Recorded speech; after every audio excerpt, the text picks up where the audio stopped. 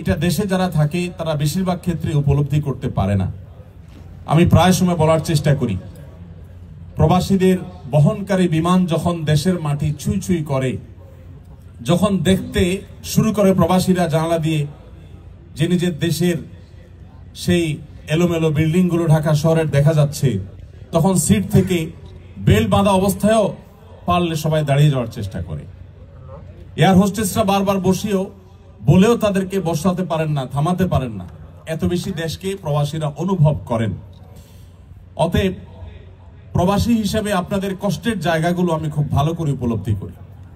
আমি আজ আপনাদেরকে যে কথাগুলো বলতে চাই সেটি হলো, এত কষ্ট করে, এত ত্যাগ করে আপনারা প্রবাসে এসেছেন, নিজ মাতৃভূমি ছেড়েছেন। আপনার এই কষ্ট করে আসা যেন দুনিয়া এবং আখিরাত উভয় জগতের জন্য আপনার কল্যাণ বয়ে আনে, আপনার জন্য কোনো বিপদের কারণ না হয়, আপনাকে সেভাবে পদক্ষেপ গ্রহণ করতে হবে। সামান্য কিছু টাকা পয়সার জন্য, সামান্য একটু কেরিয়ারের জন্য, সামান্য একটু সার্টিফিকেটের জন্য, অথবা একটু ভালো থাকবার জন্য এসে যদি আপনার ঈমান, আমল, আপনার দিনদারিতা, আপনার তাকওয়াকে আপনি খুইয়ে বসেন, তাহলে এর চাইতে বড় দুঃখজনক, এর চাইতে বড় বেদনাদায়ক, এর চাইতে বড় কষ্টদায়ক আর কোনো বিষয় হতে পারে না।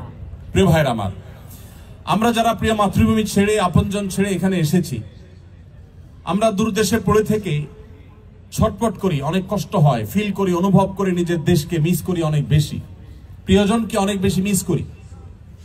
এত কষ্টের পরও এখানে এসে যদি আমাদের ঈমান, আমল, আমাদের দ্বীন, তাকওয়া, আমাদের আইডেন্টিটি অ্যাজ এ মুসলিম, আমাদের যে পরিচিতি, সে বিষয়গুলো যদি আমরা নষ্ট করে ফেলি, সেগুলো যদি আমাদের হারিয়ে ফেলি, তাহলে মনে রাখবেন এটাকেই বলা হয় খাসিরাত দুনিয়া ওয়াল আখিরা।